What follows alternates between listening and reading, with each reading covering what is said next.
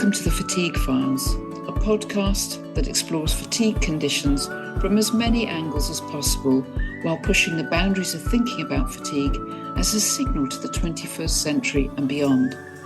Cutting-edge thinking, practical strategies, thought-provoking explorations. They're going to all be here, and I'm your host, Anna Grear, welcoming you to this edition of the Fatigue Files.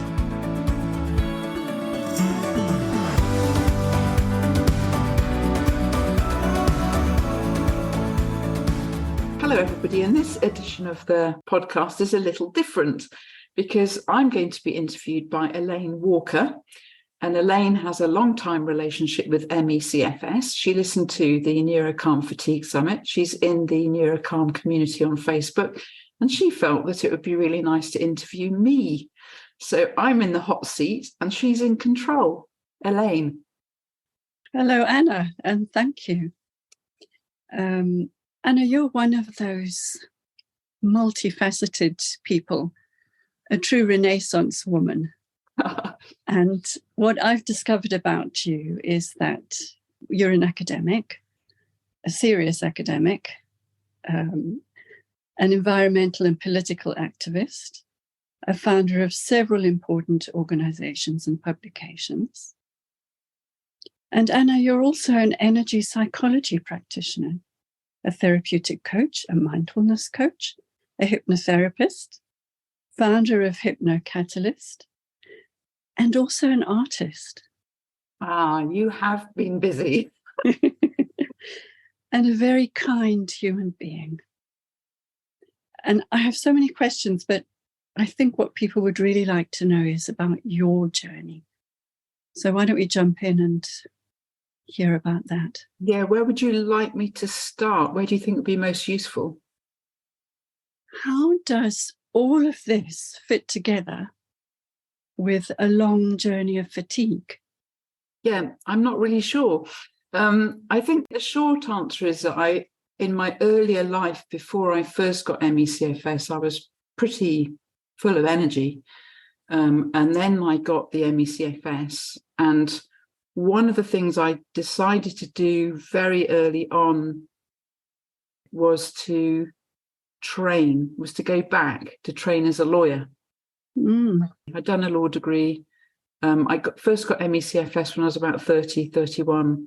So when I ran away from my then living situation, which was a particularly powerful impact on my health, and wound up in Oxford as a single parent, and there's so many layers of the story, obviously.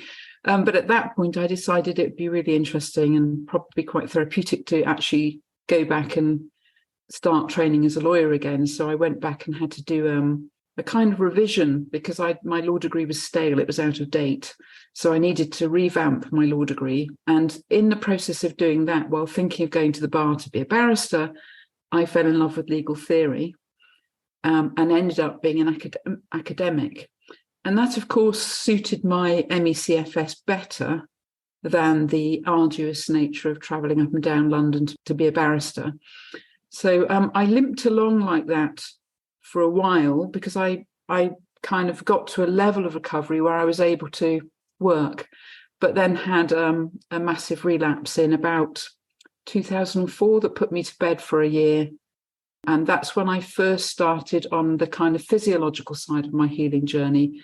Somebody referred me initially to the Erica White anti-candida protocol, which at that time was pretty effective for me, actually. And I did recover some well-being. And I got to the point with various attempts at recovery of not really identifying as having MECFS for about a decade. I was wary about overdoing it because I knew that I could get taxed. But I really felt that I had in some ways left it behind quite significantly. In my quiet moments, I knew that I still had something I was negotiating. But as you can see from what you found, I was a very busy academic. I was, super energetic at that level, producing publications, running around, setting things up and all of that. And then had a massive relapse at Cardiff University in about 2016. And that really set the clock right back in so many ways. And that's when I went on a really profound health optimization science journey, joined Ari Whitten's Energy Blueprint program, which I highly recommend. And that gradually turned the ship round. At the same time, all the time over the years, I'd been focusing on inner growth.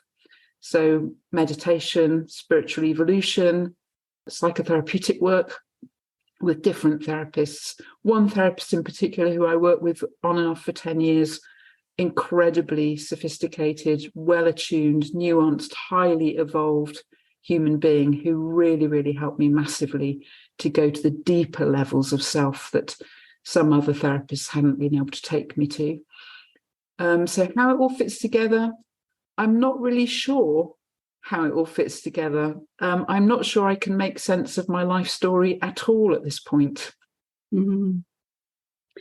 And when it started all those years ago, did you have some idea of what triggered it or what was going on in your life that might have caused something like that? Yeah, I mean, I now understand, of course, with hindsight and also training and education and experience, the impact of early life traumas. I had a very traumatic start in life. I was conceived by a mother who'd already lost 2 children in the womb. Very early in her pregnancy with me, her waters went. She handed me over to God, as she put it. And the next morning, it was as if nothing had happened at all. So she always told me I was a sort of miracle child. But obviously the cellular message that my early cellular intelligence got was that it wasn't safe. You know, I'd have had a near-death experience before I was even capable of understanding or experiencing at any level what that would have meant, other than as a cellular set of intelligences. And we know that cells pick up incredible information, that they scan for danger. And then, so I think my system was probably primed. And then my mother, bless her, was with my father, who was military. They were in South Yemen, as it now is, the British Protectorate of Aden, as it was. She was terrified, I guess, for the final few weeks of her pregnancy, constantly terrified. So I was soaked in her cortisol and all the rest of it before I even emerged into the world. And then apparently on my first day out of her womb, we were subjected to mortar rocket fire. So there was all that. And then, you know, growing up in the military and Catholicism with parents who hadn't had the benefit of therapeutic journeys of their own, let's just put it that way, was also traumatic. And, you know, my childhood and adolescence, none of it was easy. And I don't think I was an easy person. I think I was probably quite a dysfunctional, wild kid. And so, yes, all those were the ancient antecedents of it. I understand that very clearly. Then later in life, a difficult marriage with very obvious stresses, married to a personality who was himself very damaged. And I was actively really, really stressed about that at the time that I got ill. I was actively seeking help and not getting any. And so the final straw was a violent gastric flu. And I got it at exactly the same time, staying for a weekend in Wiltshire. I spent 3 days on the toilet begging God that if I lived, I'd be a good girl. It was really bad. It was absolutely awful. He bounced back. I never did. I vividly remember going into the garden on about day 5 to see my children and to try and play with them, and just feeling horribly dizzy and just not at all like myself. But being the driven personality that I was at that point, I was a martial artist. I was very fit, super fit, not healthy, however. There's a difference between fitness and health, I learned to my cost. And I just kept pushing because it was mind over matter. And I wasn't going to accept that my body was, you know, slowing me down in that way. And I just got horrifically, horribly, grimly ill, and basically spent the next 2 years pretty much living on and off a bed, having the most unbelievable levels of suffering. And I'm sure that many people can identify with this, you know, crawling to the toilet once I get back, crying with pain, unable to cope with sound, unable to cope with light, my darling children couldn't come into the room for more than 10 or 15 minutes at a time because it was just too much for me, which of course was very traumatic for them in turn. So eventually I got well enough to leave my marriage. And that was a turning point in terms of just taking some agency and getting out. And then, of course, many years of ongoing struggle and going into therapy and starting to do the deeper work, beginning that inner healing journey. Alongside all the time, a quite disorientating spiritual awakening. So another thread to this is that I grew up in a very religious environment. My mum was a devout Catholic. I was educated by nuns, had my first mystical experience when I was 6 and a kind of Satori experience on top of a mountain when I was 14. And I always felt summoned. I always felt called. And I'm sure many people feel the same way. But I can remember at 17 having wakeful nights of just feeling that something was pulling on my body, something was calling me beyond. And I always remember being very disappointed when it got to confirmation as a Catholic, which is the moment when you're meant to receive the Holy Spirit. And we looked at all the Bible passages around speaking in tongues and none of it happened. I remember being really disappointed. And of course, later on, when I got to university and got involved with evangelical charismatic Christianity, all that started to happen. So I was very much, for a number of years, very involved in the church, very caught up in that, and that I got married in the church, and it's in the church. And so when I had the spiritual awakening I had, it was outside the realms of anything I'd previously understood or experienced, because while I'd been so-called filled with the Holy Spirit and exercising those gifts, this was something else. The energy exploded through my body from the base of my spine to the top of my head with white light and ecstasy. And then I was thrown into that period of turmoil. So this was happening during the 2 years in bed, 2 years circling around the bed type debility. And I now think there's quite a strong correlation actually between spiritual awakening and chronic fatigue type illnesses. And I certainly see that in clients from time to time. So that was another thread of it all moving through. And I've completely lost where I'm going. No, that's fine. It's fascinating. When you were in your bed and struggling, did you have medical support? Did you have family support? It sounds very lonely. It was very lonely. I don't think anyone really understood what was going on. I mean, this was, if I remember rightly, the early 90s. And there was still residues of that 1980s yuppie flu, malingering, all those discourses around the illness. I didn't have a diagnosis for at least 2 years, and I was told it was either a complete breakdown or something like ME or MS or a brain tumour or AIDS. And they had to rule those things out. And I was put on antidepressants, which I don't think was a great move. I think it helped in some respects.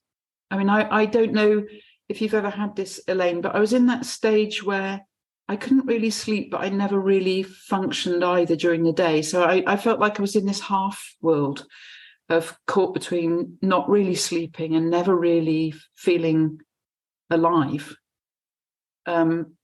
Just more or less just suffering. I mean, it really was just suffering. And I didn't have the understanding or the capacity or the spiritual maturity or even the psychological maturity that I now have to deal with it. And that obviously that made it worse because I was clinging and fighting and wrestling and trying to understand and all of the things we go through when we get these horrendous conditions that completely seem to take us over. And my body was extremely dysfunctional.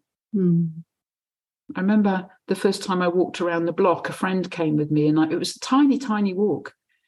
And it was really hard to even get around the block. It seemed to come in waves. So there were times when it was really bad and times when it felt a bit better.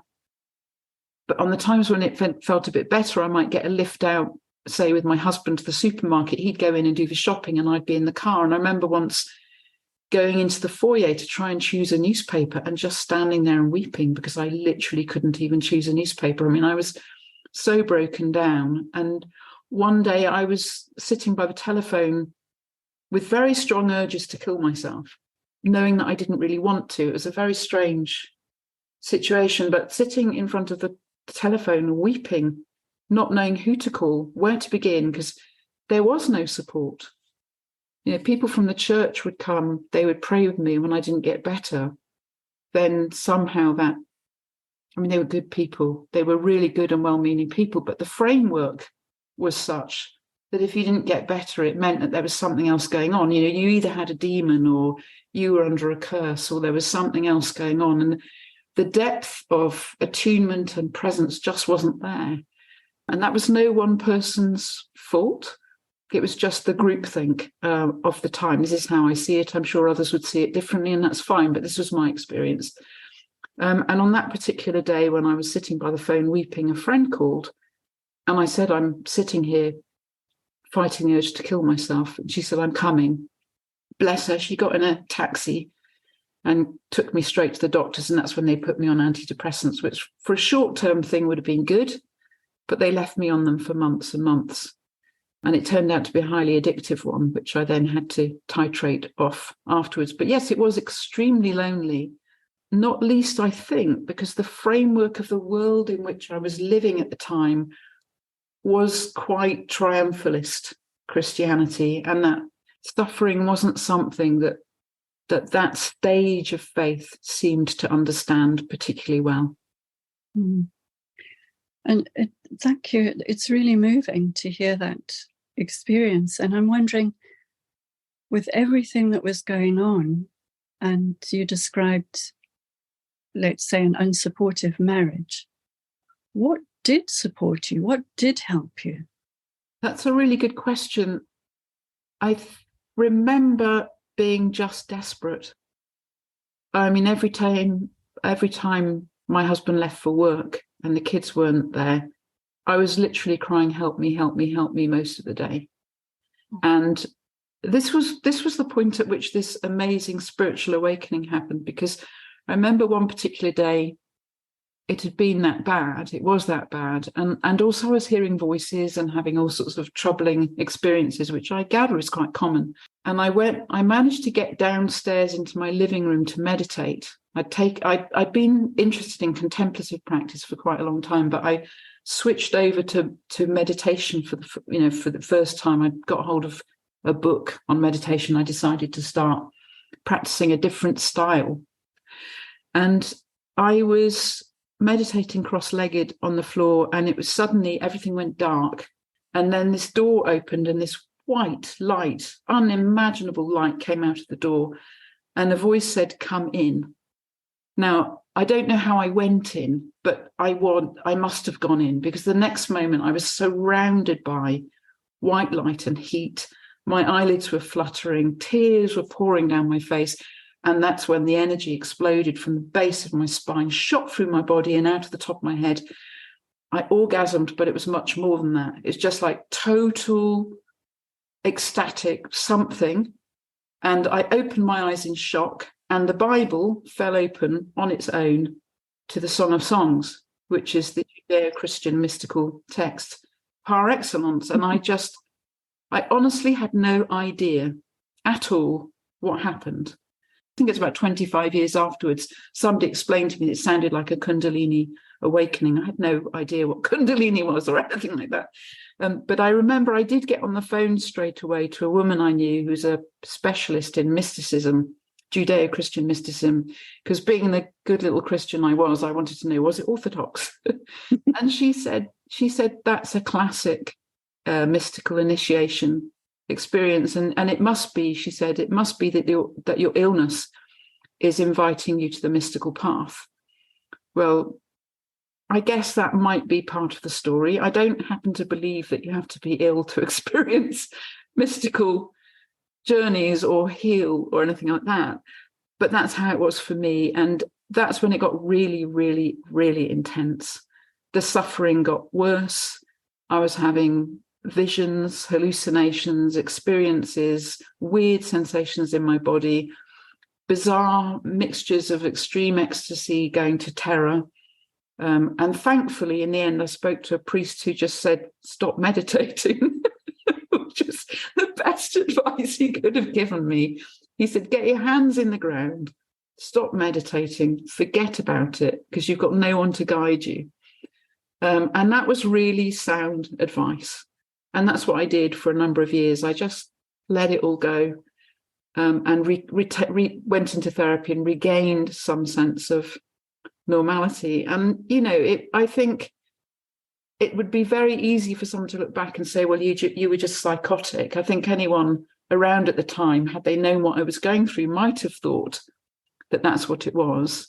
I absolutely know that this is standard spiritual fare, and that it wasn't psychotic, but was a very dark night journey that has proved to be an intrinsic part of the evolution of my particular journey. Would I wish it on anyone? No. Am I glad that I've come on the path I've come on? Yes. So again, it feels like this was a very solo journey. You had no one to guide you. You didn't know what was going on. You were in very difficult circumstances at home. What changed? What moved you forward? I think, again, it was probably desperation. I think the deep, instinctive and sudden decision to just leave my husband was really important, a really important moment of reclaiming something else. And one of the reasons it took so long, I think, was because I was such a devoutly committed Christian at that time and believed that marriage was till death us do part. I later had a beautiful friend. I don't know, people might know of her, Sister Frances Dominica, beautiful nun in Oxford who set up the Helen House Hospice and adopted a child from Africa and was living across the road from the convent as a single parent, as a nun, bringing up this child that she'd rescued from a feces-covered pit. Extraordinary woman. And she gave me permission to stop self-punishing over my failure to stay in the marriage. She said, Anna, there are dead marriages, dying marriages, and killing marriages.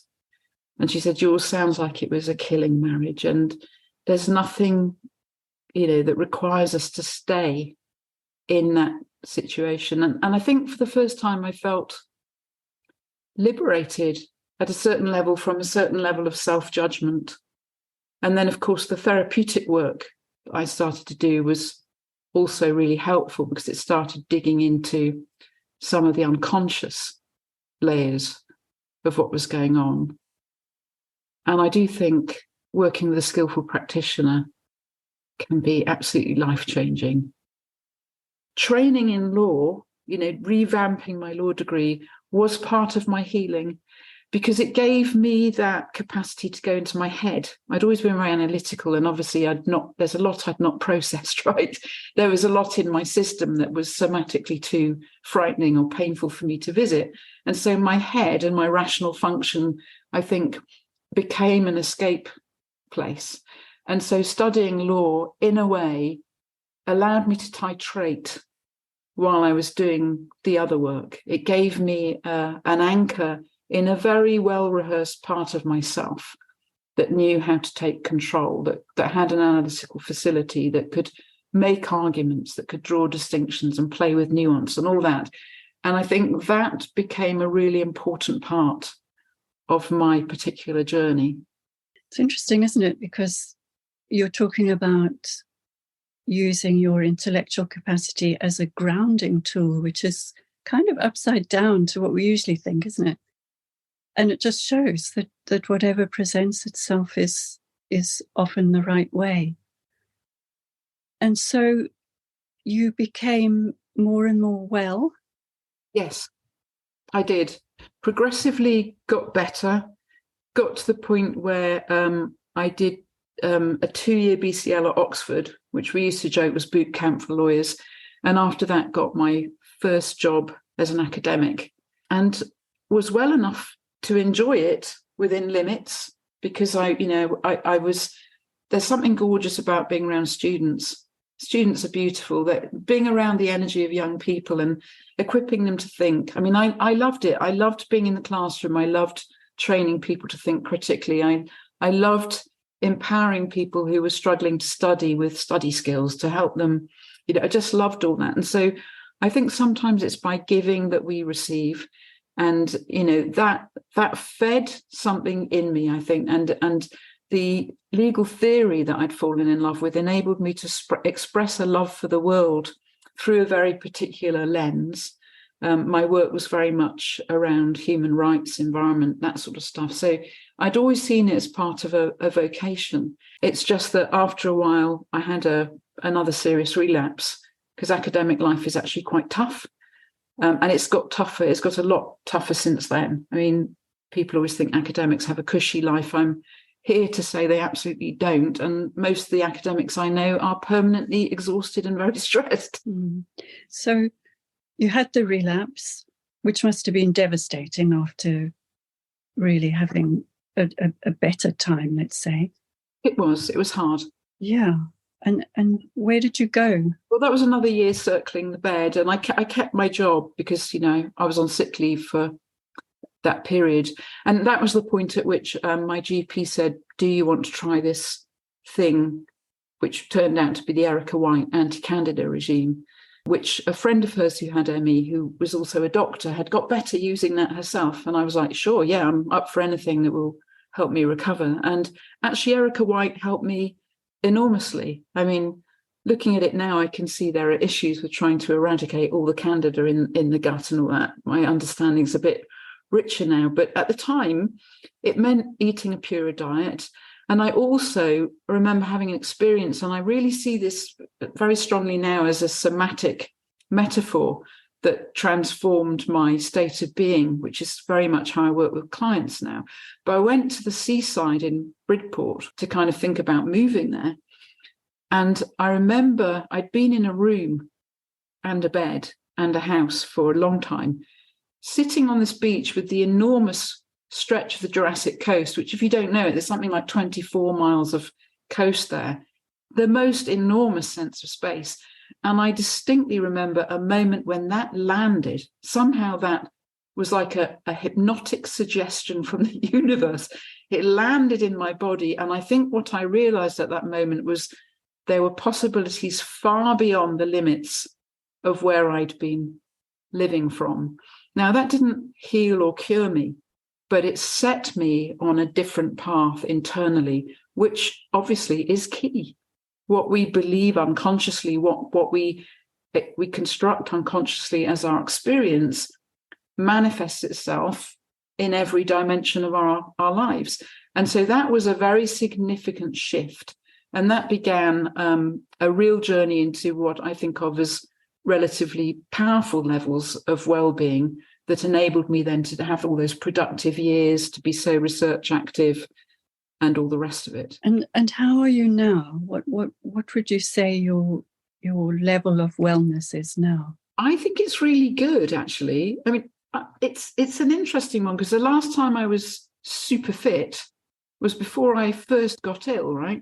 I've had periods in between when I've been very fit and taken things for granted. But at my age, I don't know what to expect, because in a sense, all of us with chronic fatigue, we don't age in a kind of normal way. We age differently in the sense that we've got less capacity, and that's what we sort of measure as our normal. So it's very difficult to know. But my sense is I'm probably about 90% recovered. I'm still have a tendency to be susceptible to viral episodes.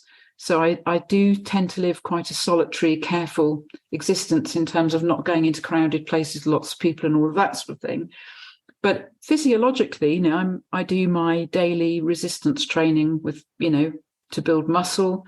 I'm super disciplined about all the layers of health optimization practice. So I have infrared saunas, use infrared light panels. I purify my water. I have organic food. I eat a really good diet. I get my sleep. I'm doing all the basics, sun exposure, all that. I would say in terms of underlying health, I wouldn't be surprised if I'm healthier than I have been at any point in my life, but I'm not physiologically all the way there yet. But the most significant thing I feel is the journey has healed me emotionally, mentally, and spiritually. So from that point of view, I feel that I'm in an amazing place. And that's an extraordinary privilege. It is. And I'm also aware, one of the questions I wanted to ask you about was your sense of the numbers of people coming forward with fatigue-related illnesses and the way our planet is so disrupted. And a little while ago, we had a very brief conversation where you said you had some idea of how we could move forward with this. And I wonder if you could say something about that. Yeah, I mean, I think the fundamental problem is that we've become completely detached from our profound natural processes of life at so many levels. We have created environments that are completely toxic, whether that's living out of tune with circadian biology or whether it's glyphosate soaking our food. I mean, I remember Sarah Myhill recently saying that there's research showing that there's no such thing anymore as a clean grain. You know, that our foods now are completely soaked in toxins. We've got toxins dropping from the sky and all the rest of it. And there is a sense in which planetary systems themselves, ecological living systems, are exhausted and exhausting themselves under the pressure of the way that the largely capitalist industrial society has been living, at least since the Industrial Revolution, intensifying with the Great Acceleration. And neoliberalism in particular drives very, very destructive dynamics. And we're all caught up in this. So one of the objections I have to the way that fatigue is treated is it's very much treated as an individual issue. You know, you individually are fatigued and you individually have to find the solutions. Well, if you look around, the rates of chronic illness are spiraling, are absolutely rocketing up. All sorts of fatigues, cancers, autoimmune disorders, and all the rest of it. And I think it was Dr. James Chestnut who said recently that if that was happening to any other species of mammal, you'd look at the environment. You wouldn't individualize the problem. You'd say, what's going on in the environment of that species that is producing these mass signals from so many bodies? And so I think there's an enormous connection between our system of living, planetary exhaustion, and human fatigue. And the answers have to lie in somehow deconstructing and reversing those intimacies in a way that allow the intimacies to flourish. So, for example, we need public health policy that actually addresses toxic causes of illness instead of throwing pharmaceutical drugs at people. And instead of people waiting for cures, we need to focus on what it takes to flourish as a human system in the contemporary world and to create micro-environments in which we flourish, but also macro-environments by raising consciousness so that people understand the relationship between mass-produced industrial food stripped of its nutrients and mass illness caused by microbiome dysfunction and leaky gut-brain relationships and all the rest of it. So I think the answers lie in a worldview shift. And this is where perhaps some of the academic theory and my own life practice come together, because the kind of work I was doing was really around reimagining modes of living, really around reimagining the relationship between human and non-human intelligences, really thinking about the meaning-making capacity of materiality itself, seeing things as complex, lively processes of materialization in which we're entangled and caught up. And when we think in those terms, we see and feel the intimacies between us and everything around us in a different way. And when we start to understand the depth to which those intelligences sink down to the very levels of mitochondria in cells, once we really get that we ourselves are a huge percentage, something like 70%, these microbial intelligences, we start to realize that we can't continue to think in these black box individualistic ways, driven by these predatory, death-inducing priorities that our culture is committed to. And so for me, it all comes together in a whole set of practices. And I do see really hopeful signs of change. So all over the planet, for example, there are groups of people that get together and swap seeds and grow their own foods, which sounds little, but actually it's a radical act of autonomy in a system where the global food supply is controlled by 4 large corporations. So you can't get away from the politics of it. And the personal is political and the political is personal. And thinking collectively, thinking relationally about these things to other humans, to human communities, but beyond that, to really consciously embrace the more than human realities in which we live. To me, those are the kind of ways in which the answers lie. We have to start exploring that. And my sense of that is we'll do it by imagination and feeling our way in diverse, complex, divergent, inclusive projects of exploration.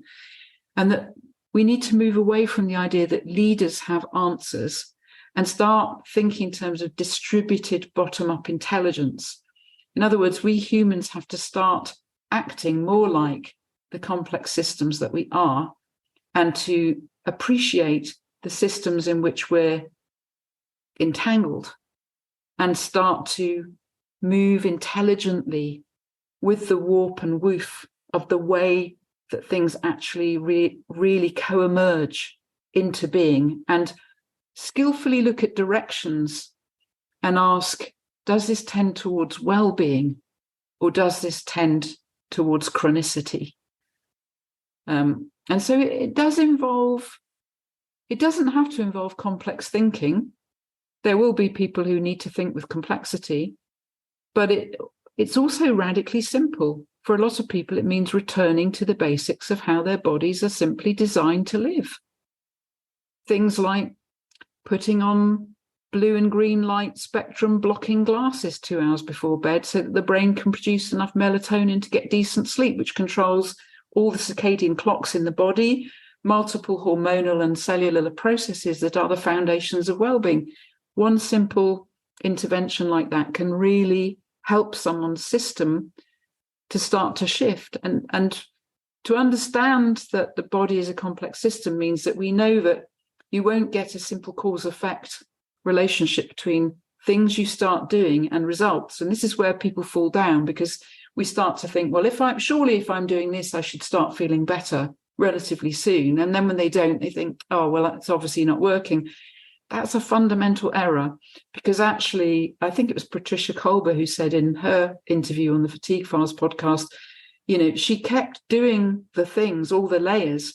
And then a year later, she'd suddenly think, wow, I'm so much better. And then she'd think, oh, yeah, I've had another year of doing all those things, all those layered basics. And so layered basics is really accessible, really accessible. There's a lot you can do that's low tech, low cost, basic stuff. I think for many of us, you're right. There's a sense of, well, I've tried this. I've been doing this for 6 weeks. It hasn't worked. Let me try something else. And what I'm hearing you say is keep going with that.